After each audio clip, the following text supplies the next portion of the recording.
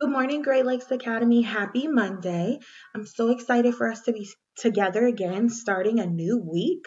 You all have been working incredibly hard. We've been boosting our school-wide attendance, and we even had 97% one week. And so we're going to continue to try our best this week by ensuring that we're getting all of our work done and we're paying very close attention to those directions our teachers are listing in our Google Classrooms. And so we're going to start off the week by doing a cheer, one of my personal favorites, good, better, best. And good, better, best goes like this. Good, better, best on two. One, two. Good, better, best. Never let it rest till your good is better and your better is best.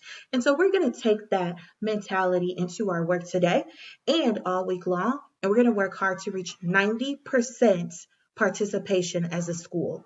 90%. I can't wait to be back on Friday celebrating all of your hard work and to say we've reached our goal together.